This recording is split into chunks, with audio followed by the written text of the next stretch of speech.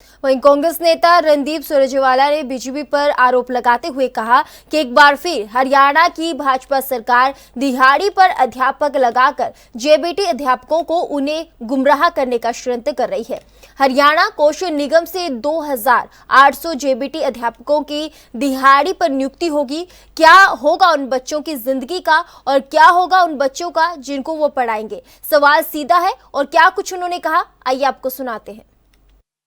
नमस्कार साथियों, एक बार फिर हरियाणा की भाजपा सरकार दिहाड़ी पर अध्यापक लगाकर जेबीटी अध्यापकों को, जिन्होंने बीएड और डीएड पास किया है, उन्हें गुमराह करने का एक नया षड्यंत्र कर रही है।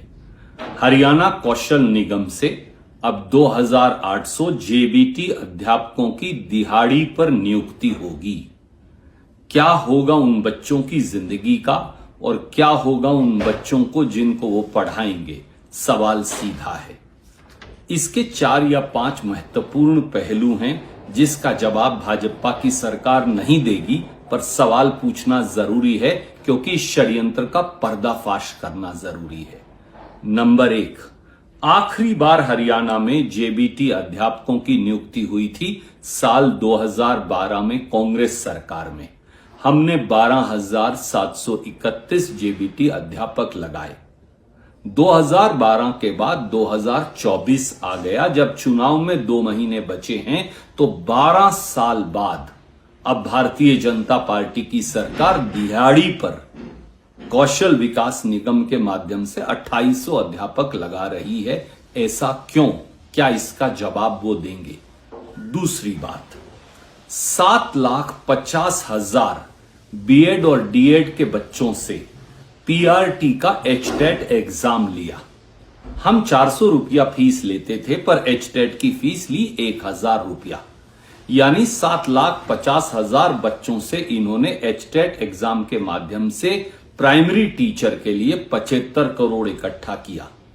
पर दशक बीत गया, आज तक भी एक भी टीचर की परमानेंट जेबीटी टीचर की नियुक्ति क्यों नहीं हुई?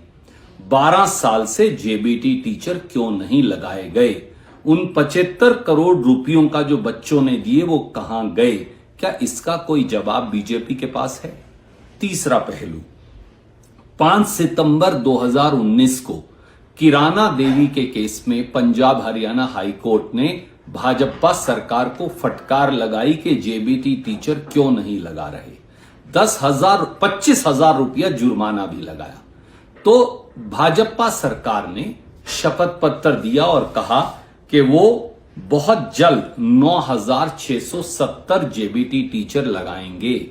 पर 2019 से 2024 आ गया। अब तो इन खाली पदों की जेबीटी की संख्या भी 11,000 से अधिक हो गई। तो 12 साल से और 2019 से 2024 6 साल के बीच में एक भी जेबीटी टीचर क्यों नहीं लगाया? क्या इसका कोई जवाब बीजेपी के पास है? चौथा पहलू, 2021 के विधानसभा सत्र में खट्टर साहब ने बाकायदा विधानसभा में एक सवाल के जवाब में कहा कि अब हम जेबीटी टीचर लगाएंगे ही नहीं क्योंकि बीएड और डीएड की जरूरत ही नहीं।